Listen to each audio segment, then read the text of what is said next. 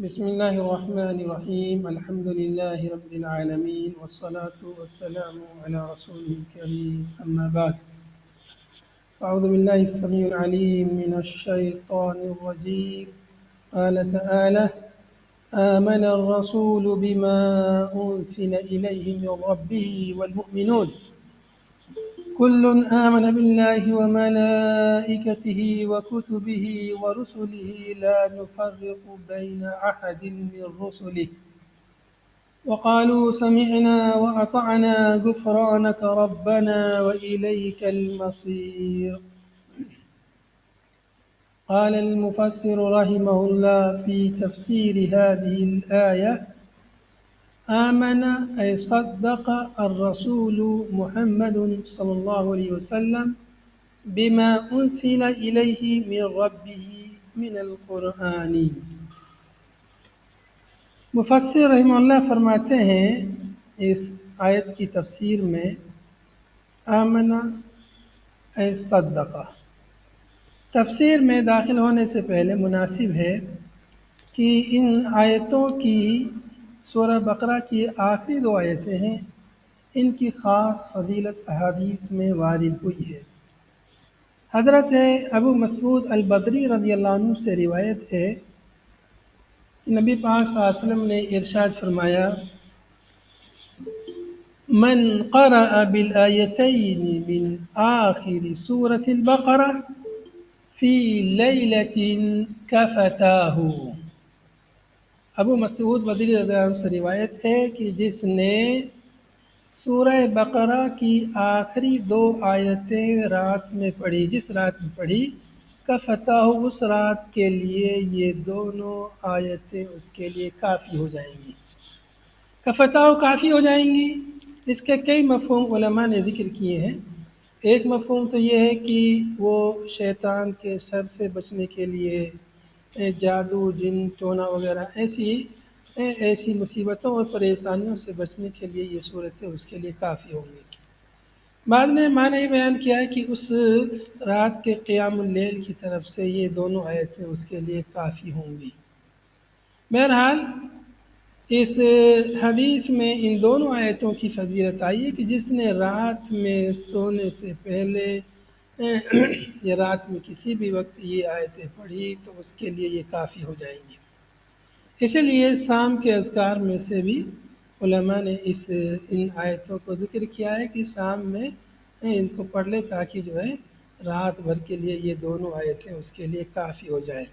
لیکن حدیث میں لیلۃ کا لفظ ہے، من قرأ فی لیلۃ، من قرأ بالآیتین من آخر سورۃ البقرہ فی لیلۃ کفتاہ۔ صحیح مسلم کی یہ روایت ہے۔ ایسے ہی ایک اور روایت ہے صحیح مسلم ہی میں جو ان آیتوں کی فضیلت پر دلالت کرتی ہے۔ روایت ہے حضرت عبداللہ ابن عباس رضی اللہ عنہما سے، کہتے ہیں کہ ایک دفعہ حضرت جبریل علیہ السلام نبی پاک صلی اللہ علیہ وسلم کے پاس بیٹھے ہوئے تھے۔ جبریل علیہ السلام نبی صلی اللہ علیہ وسلم کی مجلس میں بیٹھے ہوئے تھے، تو آپ صلی اللہ علیہ وسلم نے یا جبریل نے ایک آواز سنی اوپر آسمان کی طرف سے، ایک کھٹکھٹانے کی، جیسے دروازہ کھلتا ہے اس طرح کی آواز سنائی دی۔ چنانچہ آپ صلی اللہ علیہ وسلم نے یا جبریل علیہ السلام نے اپنا سر اوپر آسمان کی طرف اٹھایا، پھر جبریل علیہ السلام نے کہا کہ یہ آسمان کا دروازہ ہے، یہ پہلی دفعہ کھل رہا ہے، اس سے پہلے کبھی یہ دروازہ نہیں کھلا ہے، اور اس دروازے سے ایک فرشتہ نازل ہوا ہے، وہ فرشتہ پہلی دفعہ زمین پر آ رہا ہے، اس سے پہلے وہ فرشتہ کبھی نہیں آیا، پہلی دفعہ آیا ہے۔ تو یہ تمہید ہے، مطلب پہلی دفعہ آسمان کا وہ دروازہ کھلنا ہے اور اس فرشتے کا پہلی دفعہ زمین پر آنا، مطلب یہ ہے کہ کوئی خاص بات ہے، کوئی خاص معاملہ ہے۔ چنانچہ وہ فرشتہ جبریل امین کے علاوہ ایک اور فرشتہ اترا آسمان سے، اور اس نے کہا جبریل علیہ السلام هذا ملک نزل الى الارض لم ينزل قط الا اليوم فسلم، وہ فرشتہ آیا اور اس نے آپ سے سلام کیا. وقال، اور کہا، ابشر بنورین اوتیتہما لم یؤتہما نبی قبلک فاتحة الكتاب وخواتیم سورة البقرة لم تقرأ بحرف منهما إلا أوتيته. فرمایا اس فرشتے نے کہا ابشر بنورین اوتیتہما، ہے آپ کے لیے بشارت ہے، خوشخبری ہے دو نوروں کی، دو نور جو آپ کو عطا کیے گئے، وہ نور جو کسی نبی کو آپ سے پہلے نہیں دیے گئے. وہ دو نور کیا ہیں؟ فرمایا فاتحۃ الکتاب، یعنی سورۃ الفاتحہ. پہلا نور سورۃ الفاتحہ اور دوسرا نور خواتیم سورۃ البقرہ، سورہ بقرہ کی اختتامی آیتیں، آخری آیتیں. لن تقرأ بحرف منہما، آپ ہرگز ان میں سے کسی حرف کو نہیں پڑھیں گے مگر آپ کو اس حرف کے بدلے میں دیا جائے گا. چونکہ ان آیتوں میں دعا ہے، آخری آیتوں میں بالخصوص آخری آیت میں دعا ہے، تو 7 دعاؤں کا ذکر ہے اس آیت میں. تو فرمایا کہ آپ کوئی حرف نہیں پڑھیں گے مگر اس کے بدلے میں آپ کو دیا جائے گا. ویسے تو قرآن کے ہر حرف پر 10 نیکیاں ہیں، اور سورۃ البقرہ کی اپنی خاص فضیلت ہے. اللہ کے نبی صلی اللہ علیہ وسلم کی ایک اور حدیث میں جس میں اللہ کے نبی صلی اللہ علیہ وسلم نے فرمایا ہے کہ تم اپنے گھروں کو مقبرہ قبرستان نہ بناؤ. لا تجعلوا بیوتکم مقابر ان الشیطان ينفر من البیت کما فی البیت ان الشیطان ينفر من البیت الذي تقرأ فيه سورة البقرہ. یہ شیطان اس گھر سے بھاگتا ہے جس میں سورہ بقرہ کی تلاوت کی جائے، سورہ بقرہ جس میں پڑھی جائے. تو سورہ بقرہ ہی کی آیت ہے، تو وہ فضیلت بھی ان آیتوں کو شامل ہے. اسی طرح سے اللہ کے نبی صلی اللہ علیہ وسلم فرمایا اقرؤوا سورۃ البقرہ فإن أخذها برکۃ وترکها حسرۃ، اس لیے کہ اس کا لے لینا، اس کا پڑھنا باعث برکت ہے، اور اس کا ترک کر دینا، سورہ بقرہ کی تلاوت کو ترک کرنا، یہ باعث حسرت و ندامت ہے. تو یہ ساری فضیلتیں ان آخری 2 آیتوں کو بھی ہیں، لیکن ان 2 آیتوں کو خصوصی فضیلت وارد ہوئی ہے. اللہ رب العالمین نے جس طرح نبیوں میں سے بعض نبیوں کو خاص فضیلت عطا فرمائی، ایسے ہی اللہ تعالیٰ نے اپنے کلام میں سے بعض کلام کو خاص فضیلت دی. قرآن پاک کو تورات، انجیل، زبور، دیگر کتابوں پر فضیلت دی. قرآن پاک میں بعض صورتوں کو بعض صورتوں پر فضیلت دی، اور ایسے ہی بعض آیتوں کو بعض آیتوں پر فضیلت دی ہے. انہی فضیلتوں میں سے ان آخری 2 آیتوں کی یہ چند فضیلتیں ہیں کہ جو ان آیتوں کو رات میں پڑھے گا اس رات کے لیے یہ دونوں آیتیں اس کے لیے کافی ہوں گی. اور ان دونوں آیتوں کو اللہ رب العالمین نے نور سے تعبیر کیا ہے. یہ بندے کے لیے نور ہے، روشنی ہے. جس طرح سے اندھیرے میں نور روشنی مل جائے تو آدمی اس روشنی سے اپنے لیے صحیح راستہ چن سکتا ہے، ایسے ہی ان آیتوں میں روشنی ہے، ایمان کی باتیں ہیں، اساس اعمال جو بندہ کرتا ہے ان کی جو بنیادی جڑ ہے، اس جڑ کا تفصیلی طور پر اس میں ذکر ہے. ایمان کے اراکین کا ان آیتوں میں ذکر ہے، اور بندے کو جن چیزوں کی ضرورت پڑتی ہے ان دعاؤں کا بھی اس آیتوں میں ذکر ہے. آئیے دیکھتے ہیں تفسیر میں. آمن الرسول، آمن اے صدق الرسول، رسول نے تصدیق کی. الرسول میں الف لام عہد کا ہے، مراد ہے محمد صلی اللہ علیہ وسلم، کہ اللہ کے رسول صلی اللہ علیہ وسلم نے تصدیق کی بیما، اس کی جو انزل الیہ، آپ کی طرف نازل کیا گیا، من ربہ، آپ کے رب کی جانب سے. آمن الرسول بما انزل الیہ، رسول صلی اللہ علیہ وسلم ایمان لائے، رسول محمد صلی اللہ علیہ وسلم ایمان لائے اس چیز پر جو آپ کی طرف، آپ کے رب کی طرف سے نازل کی گئی۔ کیا نازل کی گئی آپ کی طرف؟ من القرآن، وہ کتاب قرآن پاک آپ کی طرف نازل کی گئی۔ سب سے پہلے آپ صلی اللہ علیہ وسلم اس پر ایمان لائے، آپ نے اس کی تصدیق کی۔ ایمان کا لغوی معنی تصدیق کا ہے، ایمان کا لغوی معنی تصدیق کا ہے، اور ایک معنی اقرار کا ہے، اعتراف کا ہے۔ شیخ الاسلام ابن تیمیہ رحمۃ اللہ علیہ نے اقرار کے معنی کو زیادہ راجح قرار دیا ہے۔ شیخ ابن عثیمین رحمۃ اللہ علیہ فرماتے ہیں کہ ایمان سے مراد یہاں پر الاقرار المتضمن للقبول والاذعان، وہ اقرار مراد ہے جو قبول اور اذعان، یعنی قبول کر لینا کسی بات کو اور پھر اس پر سر تسلیم خم کر دینا، اس کو مان لینا، اس پر عمل کرنا، یہ ایمان ہے۔ کیا معنی ہوا؟ الاقرار المتضمن للقبول والاذعان، قبول کرنا کسی بات کو، اقرار کرتے ہوئے کسی چیز کو قبول کر لینا اور اس پر پھر سر تسلیم خم کر دینا، مطلب جو چیز قبول کی ہے اس کو مانتے ہوئے اس پر عمل کرنا۔ صرف جو ہے کہ ایمان لانا کہ اللہ تعالیٰ موجود ہے یا اللہ کی کتاب، یہاں پر جو ہے تمام اراکین کا ذکر ہے، ایمان کے جتنے بھی ارکان ہیں سوائے ایک رکن کے ہیں۔ آئیے آگے تفصیل آئے گی، وہاں بیان کریں گے۔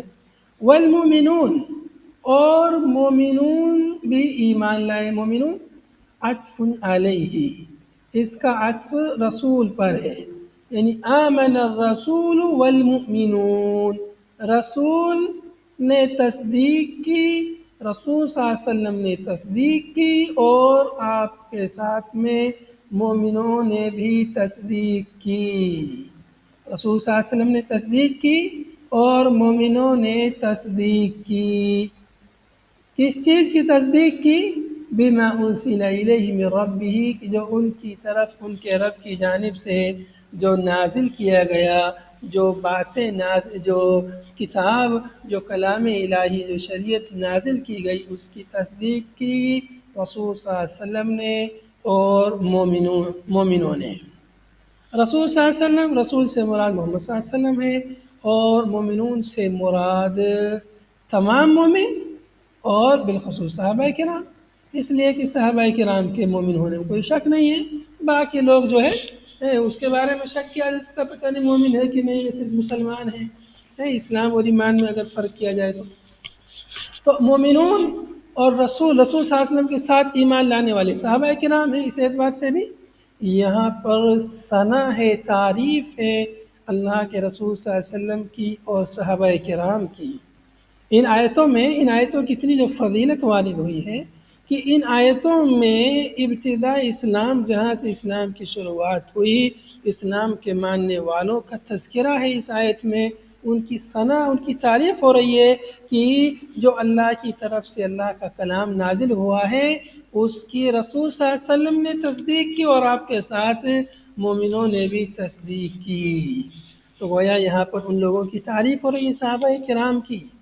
تو جو صحابہ کرام کے نقش قدم پر چلے گا، ان کی طرح تصدیق کرے گا، ان کی طرح ایمان لائے گا، ان کی بھی گویا اس میں ثنا ہے، ان کی بھی تعریف ہے۔ کل آمن باللہ وملائکتہ، کل سب کے سب، یعنی رسول اور مومنون یہ سب کے سب آمن ایمان لائے۔ یہاں پر مختصر طور پہ بات آئی کہ رسول صلی اللہ علیہ وسلم اور مومنون ایمان لائے اس پر جو آپ کی طرف نازل کی گئی۔ اب یہ بہت عام بات ہو گئی، قرآن پاک میں بہت ساری چیزیں نازل کی گئی ہیں، تو مختصراً یہ کہہ دیا گیا کہ جو آپ کی طرف نازل کی گئی۔ اب آگے تھوڑی تفصیلی بات آ رہی ہے کہ یہ سب کے سب ایمان لائے اللہ پر، فرشتوں پر، کتابوں پر، رسولوں پر، اس کا آگے تفصیلی ذکر آ رہا ہے۔ کلن تنوینہ، کلن میں جو تنوین ہے اس کے بارے میں مؤلف کہہ رہے ہیں تنوینہ عوض من المضاف الیہ، یہاں پر تنوین جو اس کو ملی ہے یہ مضاف الیہ کے عوض میں ملی ہے۔ کس کے عوض میں ملی ہے؟ مضاف الیہ کے عوض میں ملی ہے۔ گویا کہ یہاں سے مضاف الیہ محذوف ہے۔ مضاف الیہ کیا ہے؟ محذوف ہے، یعنی کل واحد منہم، کل واحد منہم یعنی من الرسول والمؤمنین کل آمن، سب کے سب ایمان لائے، کس پر؟ باللہ، اللہ پر ایمان لائے۔ کیسا ایمان لائے؟ الاقرار المتضمن للقبول والاذعان، اور ایمان کی جو اصطلاحی تعریف ہے، کئی تعریفیں علماء نے بیان کی ہیں۔ بعض علماء نے مختصراً ایمان کی تعریف بیان کی ہے، الایمان قول و عمل، بس الایمان قول و عمل۔ بعض علماء نے جو تعریف بیان کی ہے جو زیادہ تر متداول ہے وہ یہ ہے، الایمان الاقرار باللسان والتصدیق بالجنان والعمل بالجوارح۔ یہ مشہور تعریف ہے جو تھوڑی واضح تعریف ہے۔ الایمان قول و عمل، اس میں بھی ان باتوں کا ذکر آ جاتا ہے لیکن وہ بہت زیادہ مختصر ہے، اس لیے الایمان الاقرار باللسان والتصدیق بالجنان، یعنی زبان سے اقرار کرنا، دل سے تصدیق کرنا، اور جس چیز کا اقرار کیا، تصدیق کیے، اس پر اعضاء و جوارح سے عمل کرنا۔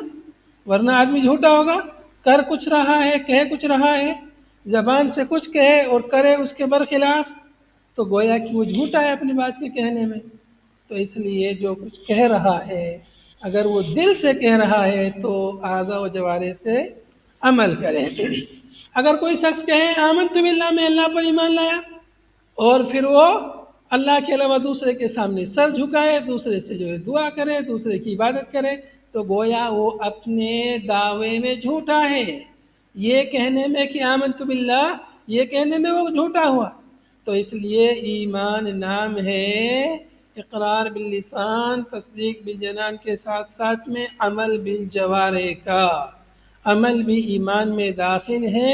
اس لیے بعض علماء نے تعریف میں مزید اضافہ کرتے ہوئے کہا یزید بالطاعات وینقص بالمعصیت، یعنی ان نیک اعمال کے ذریعے، اطاعت اور فرما برداری کے ذریعے ایمان میں اضافہ ہوتا ہے، اور معصیت کے ذریعے ایمان میں نقص اور کمی ہوتی ہے، ایمان گھٹتا ہے معصیت کی وجہ سے۔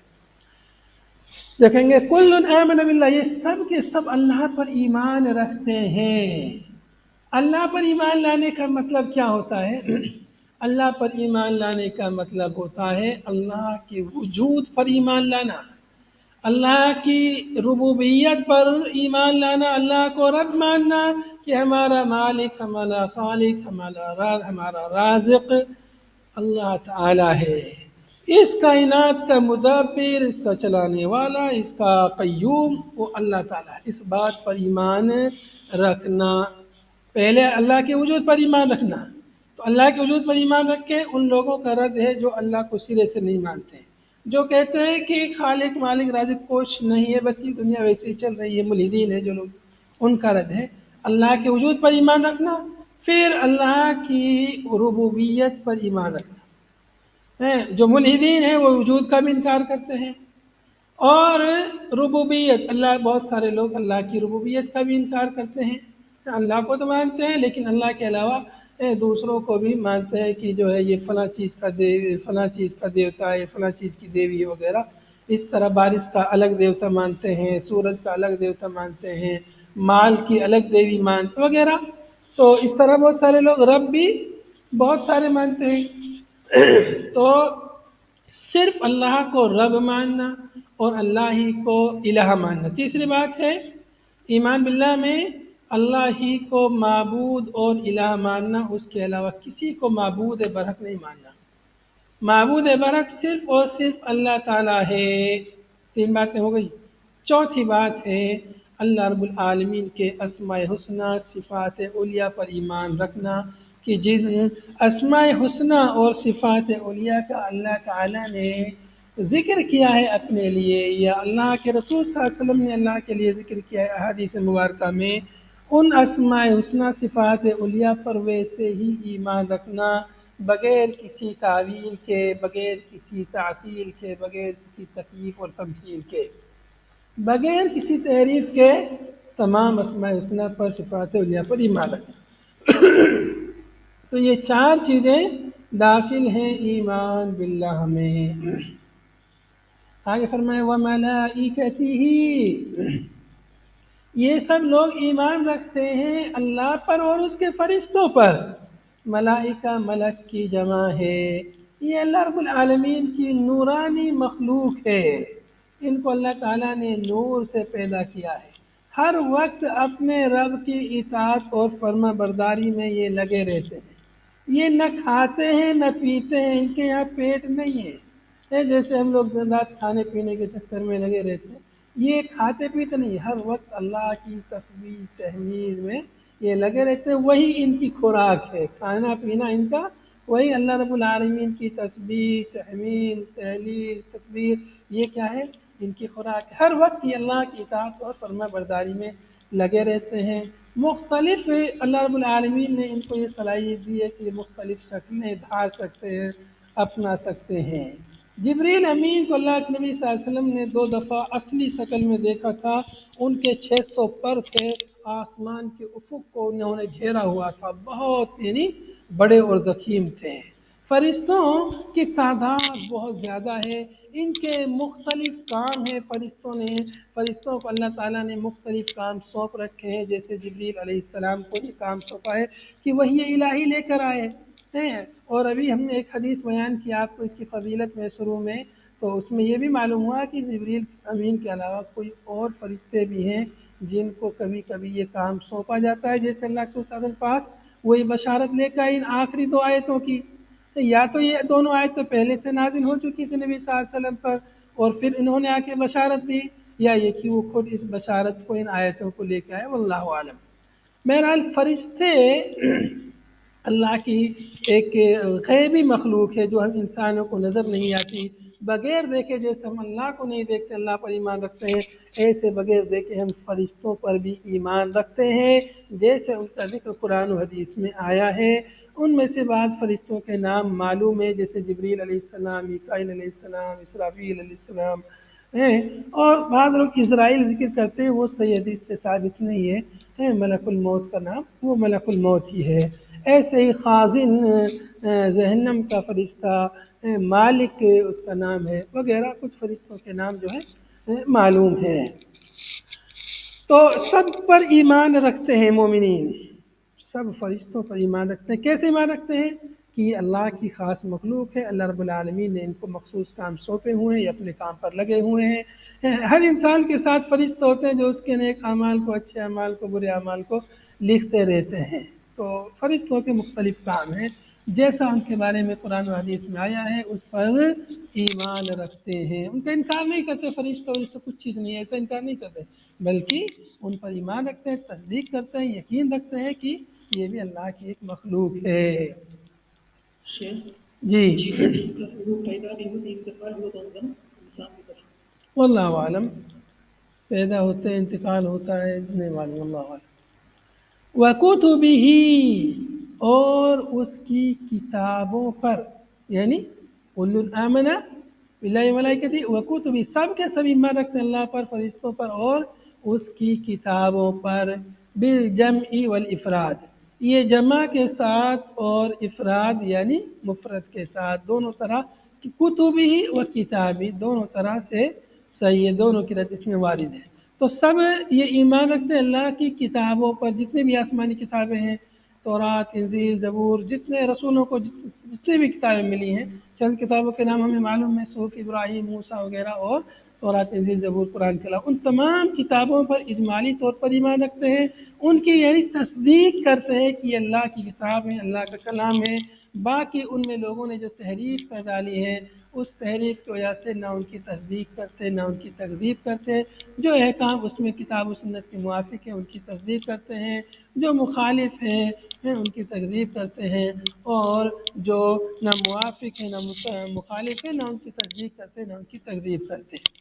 تو تمام کتابوں پر ایمان رکھتے ہیں اور آخری کتاب قرآن پاک پر تفصیلی طور پر ایمان رکھتے ہیں۔ بالجمع جمع کے ساتھ تو کوئی مسئلہ نہیں ہے، لیکن اگر مفرد پڑھیں وہ کتابی اس کی کتاب پر ایمان رکھتے ہیں تو باقی کتابوں کا پھر کیا ہوگا؟ تو کتابی مفرد بھی اگر آئے تو مفرد بالاضافہ ہے، کیا ہے؟ مفرد مضاف ہے جو کہ عموم کا فائدہ دیتا ہے وہ کتابی، تو کتاب مفرد مضاف ہے جو ہا ضمیر سے مضاف ہے، ہا ضمیر مضاف ہے، تو جو مضاف ہوتا ہے مفرد ہوتا ہے اور مضاف ہوتا ہے تو عموم کا فائدہ دیتا ہے۔ تو اس طرح کتاب اگر مفرد بھی پڑھیں تب بھی تمام کتابیں داخل ہیں۔ وَرُسُلِهِ اور اس کے رسولوں پر ایمان رکھتے ہیں، یہ سب لوگ وَرُسُلِهِ اس کے رسولوں پر، جتنے بھی رسول آئے ہیں تمام رسولوں پر ایمان رکھتے ہیں۔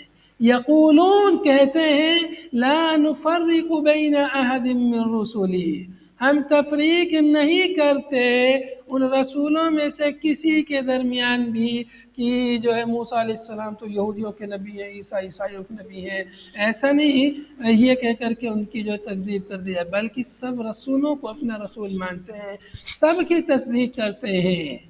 کیسے آگے معنی ذکر کیا مؤلف نے؟ فَنُؤْمِنَ بِبَعْضٍ وَنَكْفُرَ بِبَعْضٍ ایسا نہیں کرتے کہ بعض پر ہم ایمان لائیں اور بعض کا ہم انکار کریں، کما فعل الیہود والنصارى جیسا کہ یہود و نصارہ نے کیا، جیسا کہ یہود و نصارہ نے کیا، بعض نبیوں پر ایمان لائے اور بعض رسولوں پر ایمان نہیں لائے۔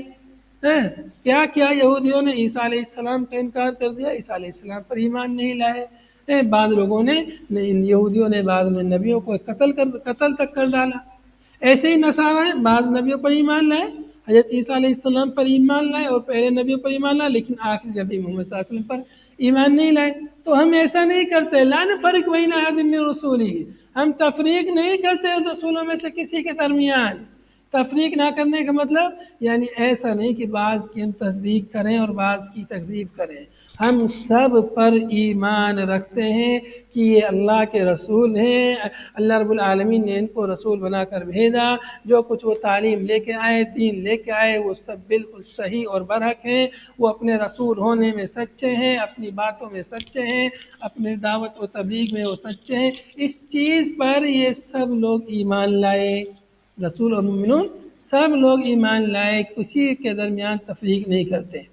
ہاں البتہ رسولوں میں بھی فضیلت ہے، بعض رسولوں کو بعض رسولوں پر فضیلت ہے، تلک الرسل فضلنا بعضهم علی بعض، اللہ رب العالمین نے تیسرے پارے میں شروع میں اس کی وضاحت کر دی ہے کہ رسولوں میں سے ہم نے بعض کو بعض پر فضیلت دی ہے، تو فضیلت بعض کو بعض پر ہونا یہ الگ چیز ہے، اور ان کے درمیان تفریق کرنا کہ بعض کی تصدیق کرنا بعض کی تکذیب کرنا ایک الگ چیز ہے۔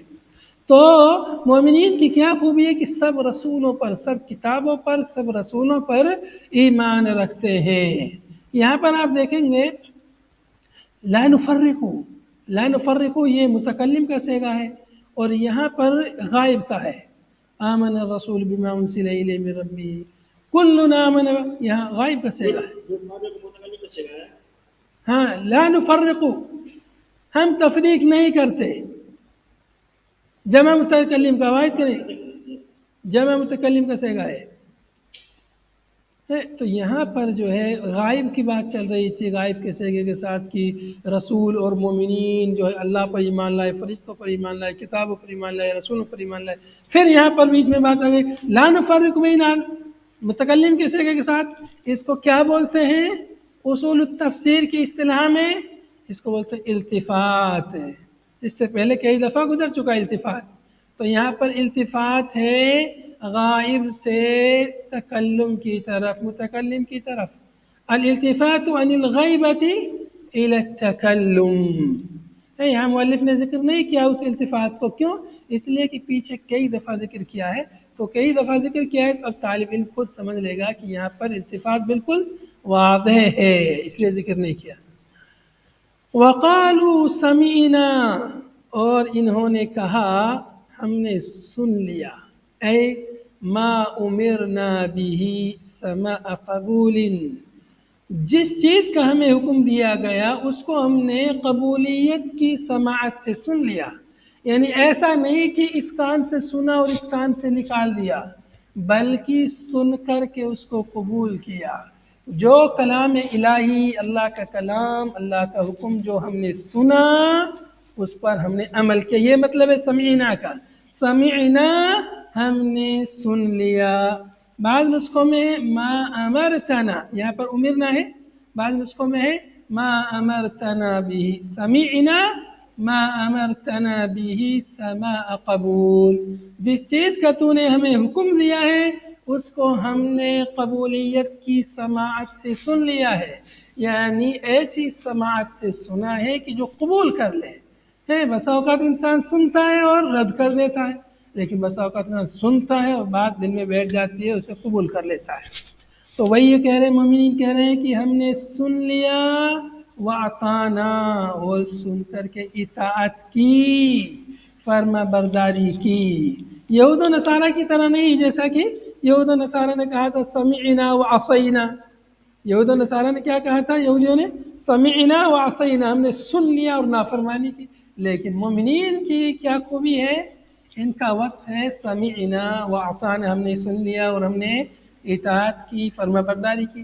نسألک غفرانک ربنا، اے ہمارے رب ہم تجھ سے سوال کرتے ہیں تیری مغفرت کا، نسألک غفرانک ربنا وإلیک المصیر، اے ہمارے رب ہم تجھ سے تیری مغفرت کا سوال کرتے ہیں، تجھ سے معافی مانگتے ہیں، وإلیک المصیر، تیری ہی طرف لوٹ کر جانا ہے، ٹھکانہ تیرے ہی پاس ہے۔ دنیا تو عارضی ہے، کبھی بھی ختم ہو جائے، لیکن بلا آخر لوٹ کر تیری ہی طرف جانا ہے۔ المرجع، لوٹنے کی جگہ، بالبعث، دوبارہ اٹھائے جانے کے ذریعے وہ تیرے ہی پاس ہے اور کہیں نہیں ہے۔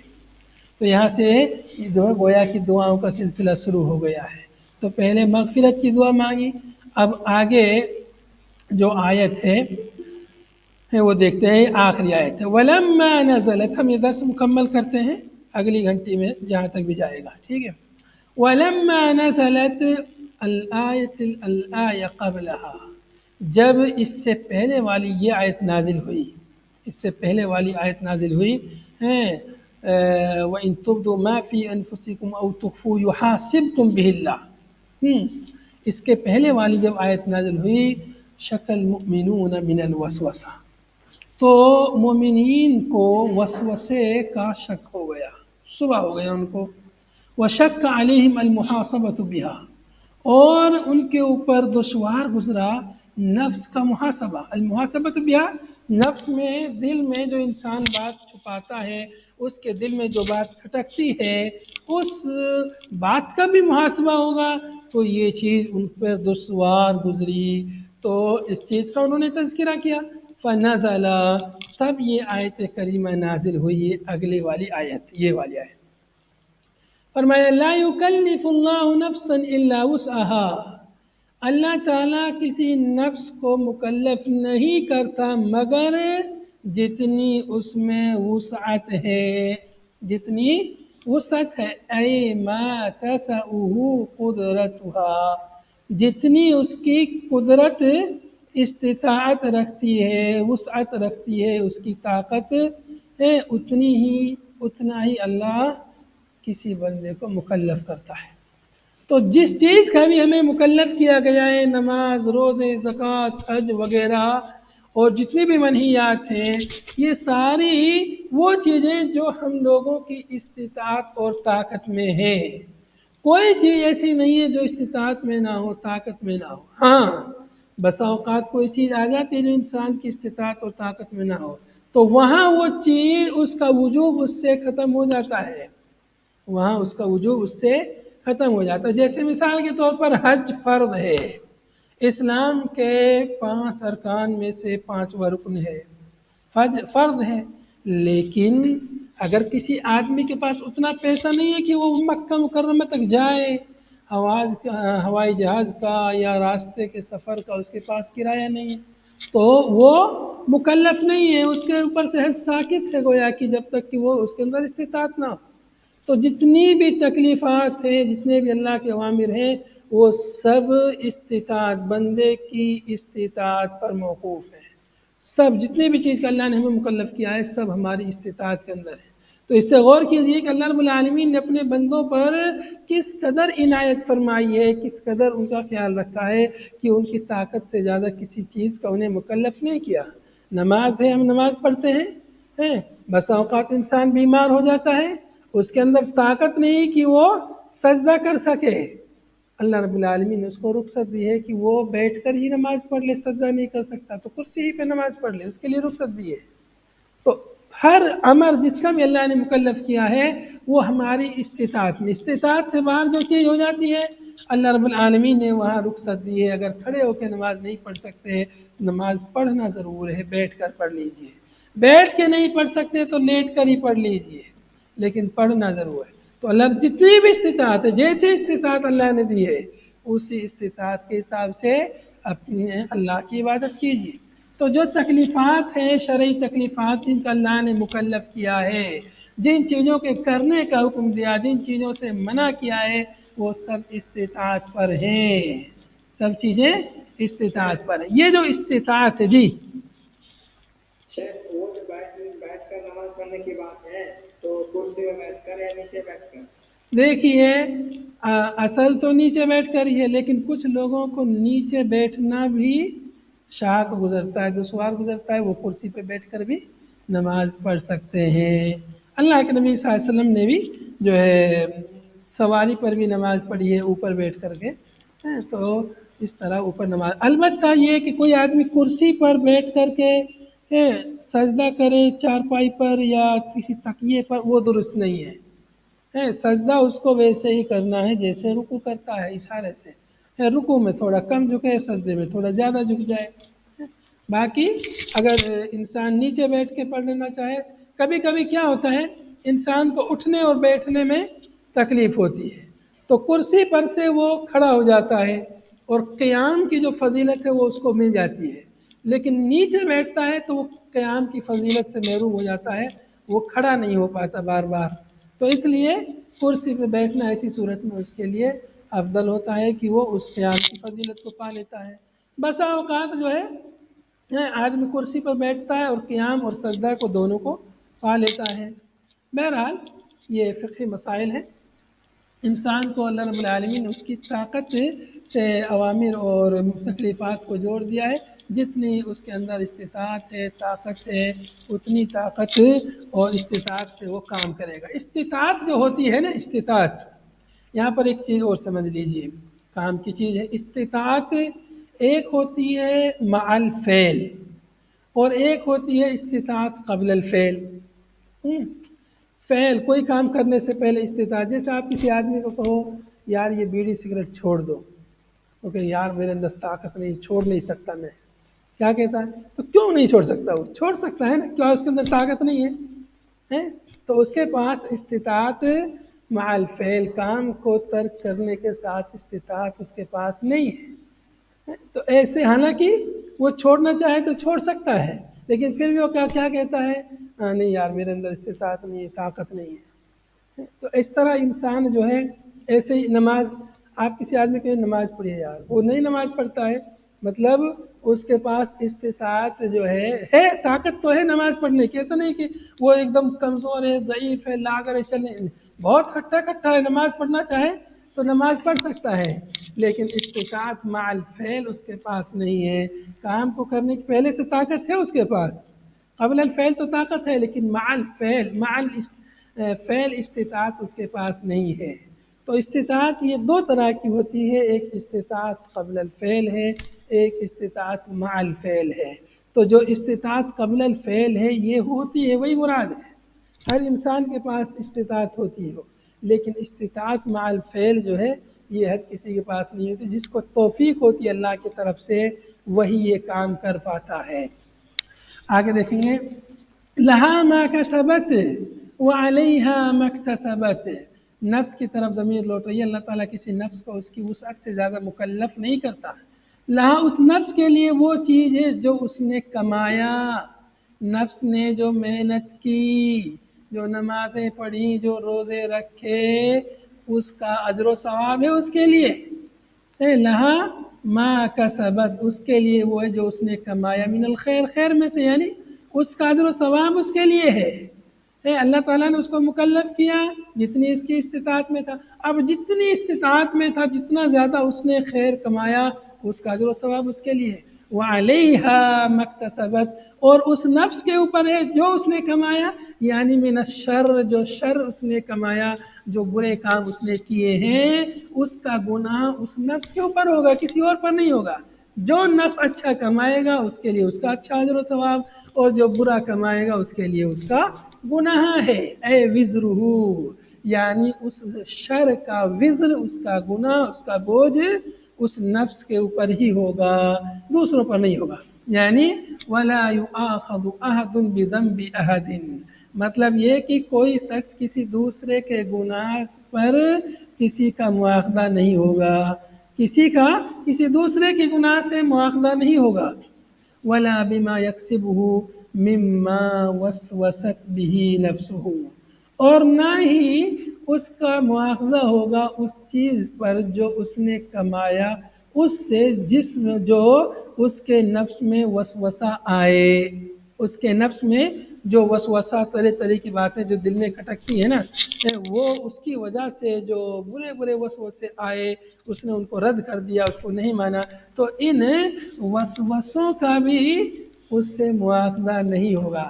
چونکہ وہ یعنی تکلیف وسعت سے باہر ہے، لا یکلف اللہ نفسا الا وسعها، اللہ تعالیٰ کسی نفس کو اس کی وسعت سے زیادہ مکلف نہیں کرتا، اللہ تعالیٰ نے ہمیں مکلف کیا ہے جن چیزوں کا بھی، تو ان میں سے ایک انسان کے نفس میں کچھ بھی بات آ جاتی ہے، وہ چاہتا ہے کہ نہیں آئے پھر بھی وہ بات دماغ میں آ جاتی ہے، تو ایسی باتیں جو آ جاتی ہیں وہ طاقت سے باہر ہیں، ان کا مواخذہ نہیں ہوگا، تو جو پچھلی آیت میں جو بات آئی تھی کہ اللہ تعالیٰ جو ہے وَإِن تُبْدُوا مَا فِي أَنفُسِكُمْ أَوْ تُخْفُوهُ يُحَاسِبْكُم بِهِ اللَّهُ، اس کی وجہ سے جو صحابہ کرام کو ایک دشواری گزری تو اس کا ازالہ ہو گیا کہ جو دل میں نفس میں بات کھٹکتی ہیں، انسان اگر ان کو رد کرتا رہے تو ان پر اس کا مواخذہ نہیں ہوگا، قولوا، کہو، ربنا لا تؤاخذنا، اللہ تعالیٰ نے مکلف نہیں کیا طاقت سے زیادہ، تو یہ دعا کرتے رہو، ربنا لا تؤاخذنا ان نسینا او اخطانا، اے ہمارے رب تو ہمارا مواخذہ نہ کر، کیسا مواخذہ؟ بالعقاب، سزا کے ذریعے، یعنی بغیر سزا والا مواخذہ پوچھ تاچھ وہ الگ چیز ہے، لیکن عقاب کے ذریعے ہمارا مواخذہ نہ کرنا، ان نسینا، اگر ہم بھول جائیں، ہم سے بھول چوک میں کچھ غلطی ہو جائے تو اللہ اس پر ہمارا، اے ہمارے رب ہمارا مواخذہ نہ کرنا، اس آیت میں 7 دعائیں ہیں، دیکھیے یہاں سے دعا شروع ہو رہی ہے، پہلی دعا ہے یہ، ربنا لا تؤاخذنا ان نسینا او اخطانا، یا ہم سے خطا ہو جائے، چوک ہو جائے، تو اس پر ہمارا مواخذہ نہ کرنا، خطا، نسیان، اس امت سے اللہ نے اس کو اٹھا دیا ہے، حدیث پاک میں ہے ان اللہ وضع عن امتی الخطأ والنسیان وما استکرہوا علیہ، کہ اللہ رب العالمین نے میری امت سے، آپ سے فرمایا کہ اللہ تعالیٰ نے میری امت سے خطا اور نسیان اور جس پر اس کو مجبور کیا جائے اس کو اللہ تعالیٰ نے اٹھا لیا، ختم کر دیا، اس کا گناہ اس کو نہیں ملے گا، تو بھول سے انسان کوئی چیز کرے، غلطی سے کرے، بغیر ارادے کے، بغیر عمد کے کوئی چیز کرے، خطا ہے، خطا وہی مراد ہے، یعنی ترکنا الثواب اللہ عن عمد، درست بات کو ہم نے چھوڑ دیا بغیر ارادے کے، عمد نہیں ہے لیکن ارادہ نہیں ہے لیکن ہم سے وہ چھوٹ گیا، اس پر ہمارا مواخذہ اے ہمارے رب نہ کرنا، جیسے نماز بھول گئے، مثال کے طور پر نماز کا وقت ہوا اور بھول گئے، ارادہ نہیں نماز چھوڑنے کا لیکن یعنی بھول گئے انسان، کو فرمایا کہ ایسی غلطی پر ہے اللہ ہمارا مواخذہ نہ کرنا، کما اخذت به من قبلنا، جیسا کہ تو نے مواخذہ کیا اس خطا اور نسیان پر ہم سے پہلے کے لوگوں کا، اے اللہ تو اس پر ہمارا مواخذہ نہ کرنا، گویا کہ یہ عمل جو ہے اللہ کے نبی صلی اللہ علیہ وسلم کی حدیث میں بھی آ گیا کہ ان اللہ وضع عن امتی، کہ گویا کہ اس امت کی یہ خوبی ہے، اس امت کے جو امتیازات ہیں ان میں سے یہ ہے کہ اللہ تعالیٰ نے اس امت کی خطا اور نسیان کو اور جس پر اسے مجبور کیا جائے اس کو اللہ تعالیٰ نے اٹھا دیا، ختم کر دیا۔ وَقَدْ رَفَعَ اللَّهُ ذَلِكَ عَنْ هَذِهِ الْأُمَّةِ، اور تحقیق کہ اللہ تعالیٰ نے اس چیز کو اٹھا دیا ہے اس امت سے، اٹھا دیا مطلب معاف کر دیا ہے۔ کما ورد فی الحدیث، جیسا کہ حدیث میں وارد ہے، جیسا کہ حدیث میں وارد ہے، صحیح مسلم کی حدیث ہے، ان اللہ وضع عن امتی الخطأ والنسیان وما استکرہوا علیہ، اللہ تعالیٰ نے میری امت سے خطا، نسیان اور جس پر بندے کو مجبور کیا جائے اس کو اللہ تعالیٰ نے اس امت سے ختم کر دیا، یعنی اس کے گناہ کو ختم کر دیا ہے۔ فسؤال و اعتراف بنعمت اللہ، بنعمہ اللہ او بنعمت اللہ، یہاں پر یہ جو سوال کیا ہے ربنا لا تؤاخذنا، ربنا لا تؤاخذنا، یہ جو سوال ہے یہ دراصل اعتراف ہے اللہ تعالیٰ کی نعمت کا، اللہ کی یہ نعمت ہے، اس نعمت کا اعتراف ہے، ان اللہ وضع عن امتی، اللہ کی نعمت ہے، اللہ کے فضل ہے اس امت پر، اس فضل کا اعتراف ہے یہ سوال حقیقت میں۔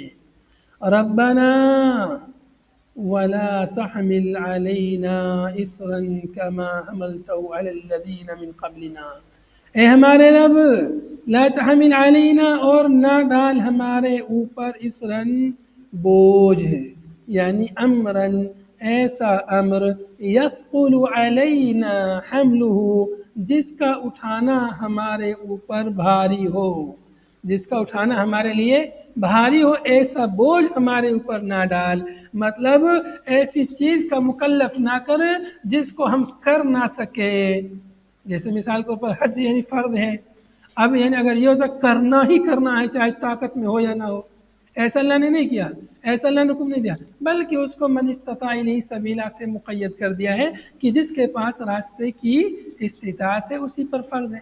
تو وہی دعا ہے ربنا ولا تحمل علینا اسرا، ہمارے رب ہم پر ایسا بوجھ نہ ڈالے جو جس کا اٹھانا ہمارے لیے مشکل ہو، بھاری ہو، کما حملتہ علی الذین من قبلنا، جیسا کہ تو نے ڈالا بوجھ ان لوگوں پر جو ہم سے پہلے تھے، یعنی بنی اسرائیل کے لوگوں پر اللہ تعالیٰ نے ایسے بوجھ ڈالے تھے۔ اس کی مثال یہاں مؤلف نے ذکر کی ہے، من قتل النفس فی التوبۃ، توبہ میں نفس کا قتل کرنا، یعنی اپنے آپ کو توبہ قبول کرانے کے لیے اپنے آپ کو قتل کرنا، جیسا کہ واقعہ پیچھے گزر چکا ہے بنی اسرائیل کا واقعہ۔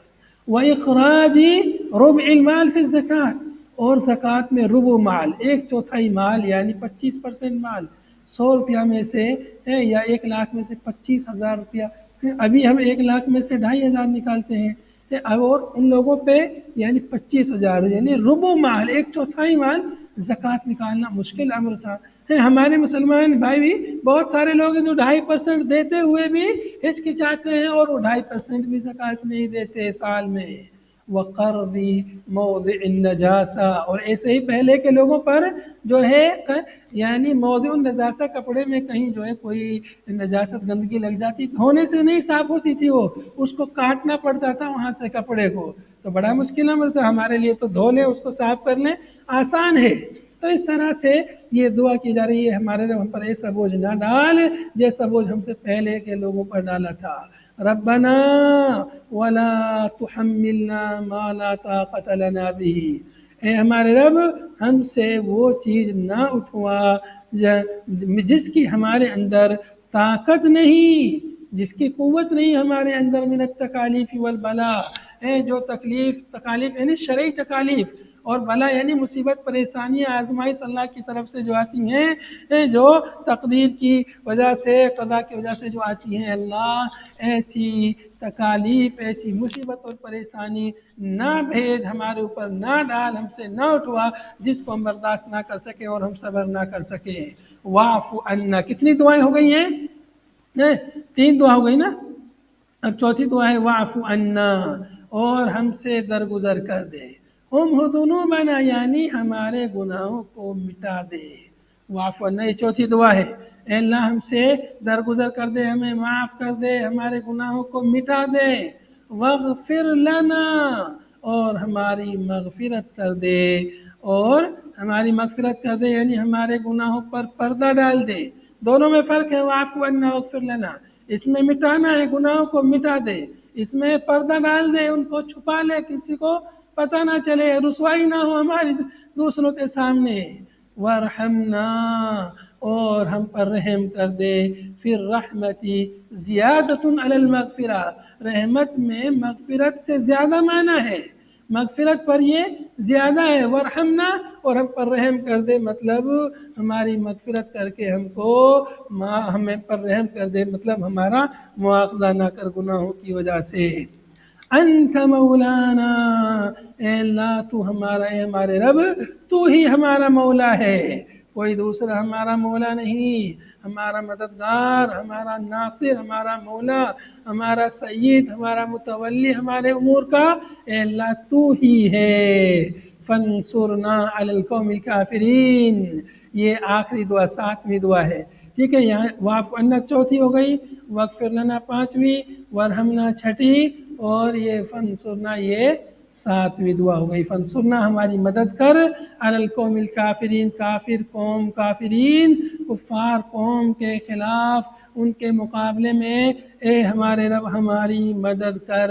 بِإِقَامَةِ الْحُجَّةِ، حجت کو، دلیل کے قیام کے ذریعے، کہ ہمیں جب کفار سے مباحثہ ہو، ان سے مناظرہ ہو تو ہمیں وہ دلیل دے جس کے ذریعے ہم ان پر غالب آ جائیں.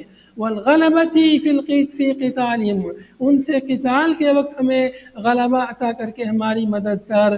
فَإِنَّ مِن شَأْنِ الْمَوْلَى، اس لیے کہ مولا کی شان یہ ہے، أَن يَنْصُرَ مَوَالِيَهُ، کہ وہ اپنے موالی کی، اپنے دوستوں کی، اپنے احباب کی وہ مدد کرے. علی الاعداء، دشمن کے خلاف میں، دشمن کے مقابلے میں اپنے دوستوں کی مدد کرے، یہ مولا کی شان ہے. وفی الحدیث، اور حدیث پاک میں وارد ہے، لما نزلت هذه الآیہ، جب یہ آیت کریمہ نازل ہوئی، فقرأ صلی اللہ علیہ وسلم، آپ صلی اللہ علیہ وسلم نے اس آیت کو پڑھا، اس کی تلاوت کی. قیل لہو، آپ سے کہا گیا، عقب کل کلمۃ، ہر کلمے کے بعد، یہاں یہ جو دعائیں گزری ہیں وہ یعنی ہر دعا کے بعد آپ سے کہا گیا، قد فعلت، یعنی میں نے کیا، مطلب قد اجبت دعاءک و مطلوبک، کہ میں نے تیری دعا کو قبول کیا. مطلب اللہ تعالیٰ نے آپ صلی اللہ علیہ وسلم سے ہر دعا کے بعد یہ کہا کہ اے نبی محمد صلی اللہ علیہ وسلم، میں نے آپ کی دعا کو قبول کر لیا، آپ کے مطلوب کو میں نے قبول کر لیا. یہاں پر یہ جو ہے صورت مکمل ہوئی. اس صورت کی جو ہے بڑی، یہ صورت بھی مکمل ہوئی، اور یہ آخری 2 آیتوں کی تفسیر بھی یہاں مکمل ہوئی. اور یہ عظیم صورت، عظیم فضیلت والی اور سب سے بڑی صورت قرآن پاک کی، اس کی تفسیر یہاں مکمل ہوئی.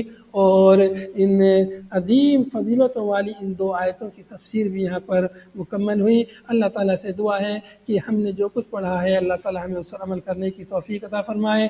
اس کی تفسیر میں، اس کے بیان کرنے میں اگر ہم سے کہیں کچھ کمی کوتاہی غلطی ہوئی، اللہ اسے عفو درگزر فرمائے، اسے معاف فرمائے. اللہ تعالیٰ ان آیات کی تفاسیر کو ہمارے لیے حجت بنائے، ان کو ہمارے خلاف حجت نہ بنائے.